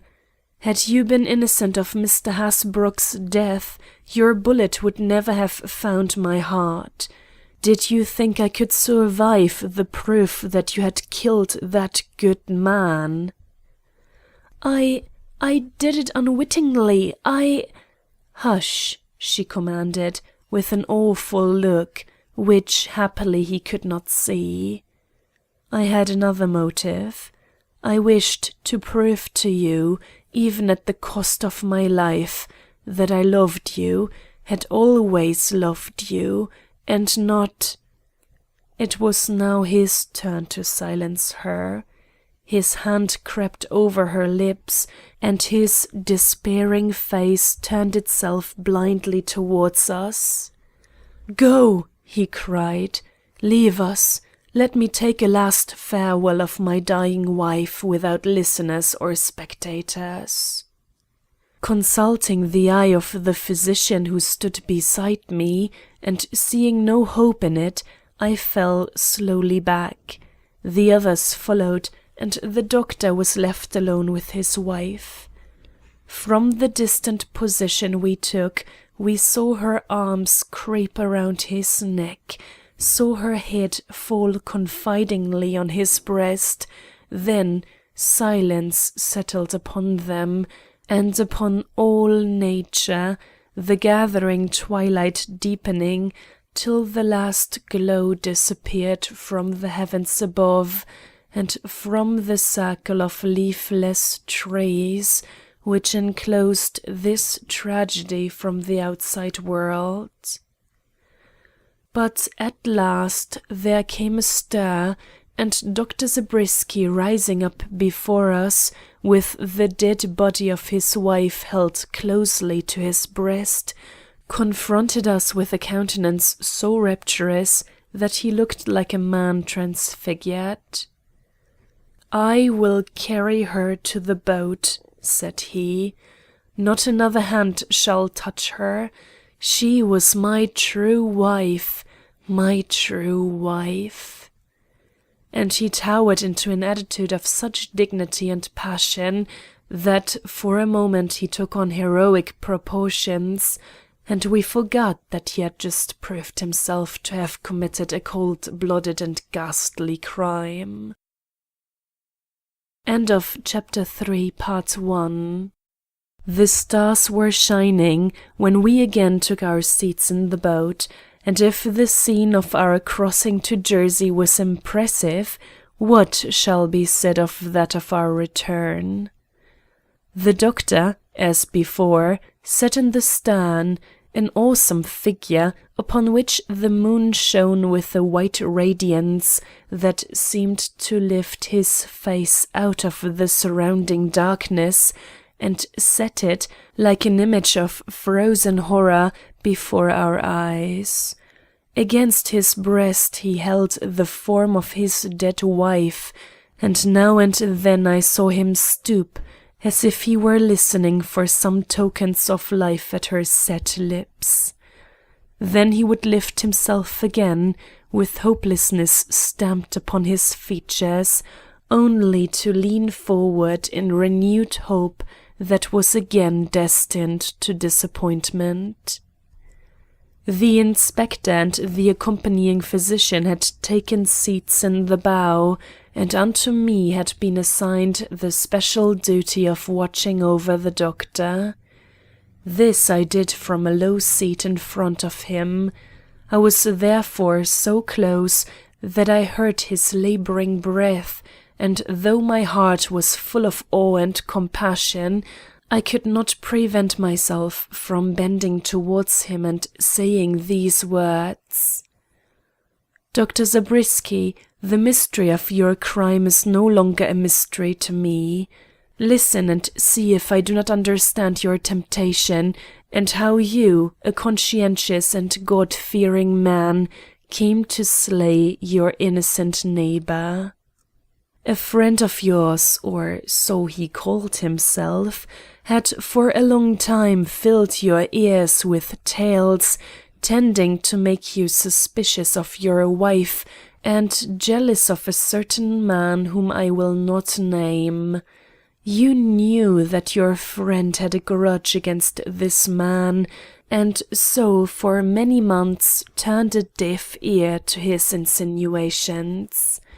But finally some change which you detected in your wife's bearing or in conversation roused your own suspicions, and you began to doubt if all was false that came to your ears, and to curse your blindness, which in a measure rendered you helpless. The jealousy fever grew and had risen to a high point when one night, a memorable night, this friend met you just as you were leaving town, and with cruel craft whispered in your ear that the man you hated was even then with your wife, and if you would return at once to your home, you would find him in her company. The demon that lurks in the heart of all men, good or bad, thereupon took complete possession of you, and you answered this false friend by saying that you would not return without a pistol. Whereupon he offered to take you to his house and give you his. You consented, and getting rid of your servant by sending him to Poughkeepsie with your excuses, you entered a coach with your friend. You said you bought the pistol, and perhaps you did, but however that may be, you left his house with it in your pocket, and declining companionship, walked home, arriving at the colonnade a little before midnight. Ordinarily you have no difficulty in recognizing your own doorstep, but being in a heated frame of mind, you walked faster than usual, and so passed your own house and stopped at that of Mr. Hasbrook's, one door beyond. As the entrances of these houses are all alike, there was but one way which you could have made yourself sure that you had reached your own dwelling, and that was by feeling for the doctor's sign at the side of the door. But you never thought of that. Absorbed in dreams of vengeance, your sole impulse was to enter by the quickest means possible. Taking out your night key, you thrust it into the lock. It fitted, but it took strength to turn it, so much strength that the key was twisted and bent by the effort. But this incident, which would have attracted your attention at another time, was lost upon you at this moment. An entrance had been effected, and you were in too excited a frame of mind to notice at what cost or to detect the small differences apparent in the atmosphere and furnishings of the two houses, trifles which would have arrested your attention under other circumstances and made you pause before the upper floor had been reached. It was while going up the stairs that you took out your pistol, so that by the time you arrived at the front room door, you held it ready cocked and drawn in your hand. For, being blind, you feared escape on the part of your victim, and so waited for nothing but the sound of a man's voice before firing. When, therefore, the unfortunate Mr. Hasbrouck, roused by this sudden intrusion, advanced with an exclamation of astonishment, you pulled the trigger, killing him on the spot. It must have been immediately upon his fall that you recognized from some word he uttered, or from some contact you may have had with your surroundings, that you were in the wrong house, and had killed the wrong man, for you cried out in evident remorse, "God, what have I done?" and fled without approaching your victim. Descending the stairs, you rushed from the house, closing the front door behind you and regaining your own without being seen. But here you found yourself baffled in your attempted escape by two things.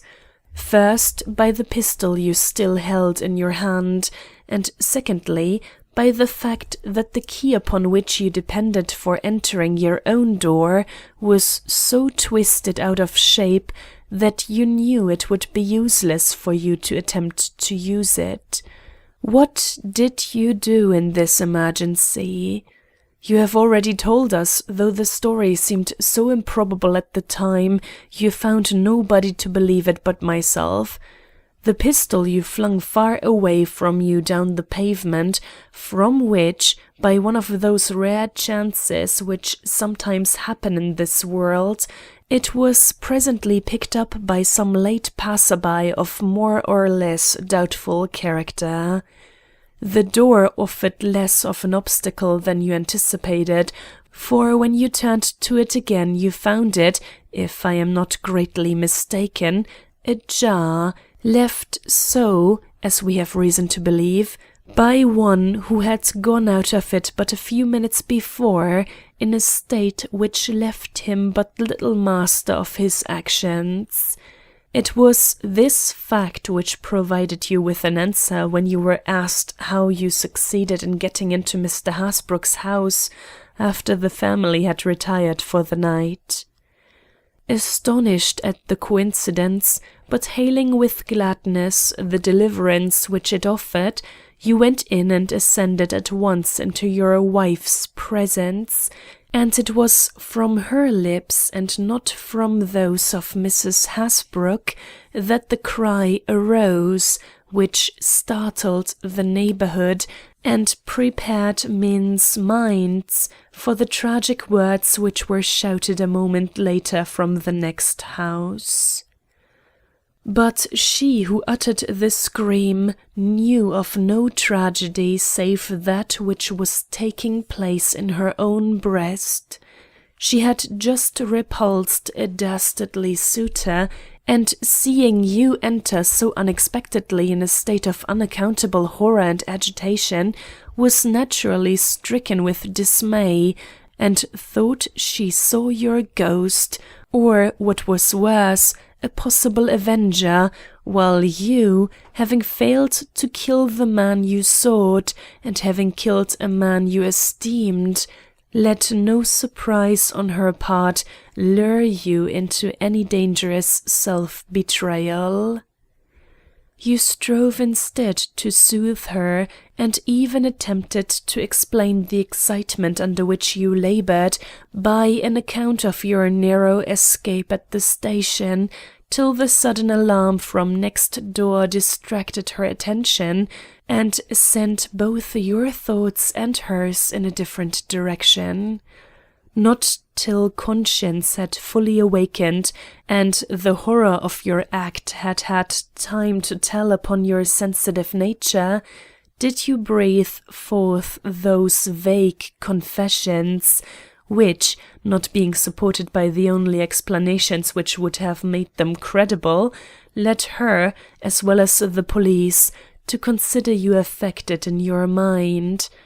Your pride as a man and your consideration for her as a woman kept you silent, but did not keep the worm from preying upon your heart. Am I not correct in my surmises, Dr. Zabriskie, and is not this the true explanation of your crime? With a strange look, he lifted up his face. "Hush," said he, "you will awaken her. See how peacefully she sleeps. I should not like to have her awakened now. She is so tired, and I have not watched over her as I should." Appalled at his gesture, his look, his tone, I drew back, and for a few minutes no sound was to be heard but the steady dip-dip of the oars and the lap-lap of the waters against the boat. Then there came a quick uprising, the swaying before me of something dark and tall and threatening, and before I could speak or move, or even stretch forth my hands to stay him, the seat before me was empty, and darkness had filled the place where but an instant previous he had sat, a fearsome figure, erect and rigid as a sphinx. What little moonlight there was only served to show us a few rising bubbles, marking the spot where the unfortunate man had sunk with his much-loved burden. We could not save him. As the widening circles fled farther and farther out, the tide drifted us away, and we lost the spot which had seen the termination of one of earth's saddest tragedies. The bodies were never recovered. The police reserved to themselves the right of withholding from the public the real facts, which made this catastrophe an awful remembrance to those who witnessed it. A verdict of accidental death by drowning answered all purposes, and saved the memory of the unfortunate pair from such calumny as might have otherwise assailed it. It was the least we could do for two beings whom circumstances had so greatly afflicted. The End. End of Chapter 3, Part 2. End of The Doctor, His Wife and the Clock by Anna Katharine Green. That was The Doctor, His Wife and the Clock by Anna Katharine Green. We hope you enjoyed the story. A special thank you to Katharine for her wonderful narration. Follow Classic Audiobooks Library on YouTube and Spotify for more great books.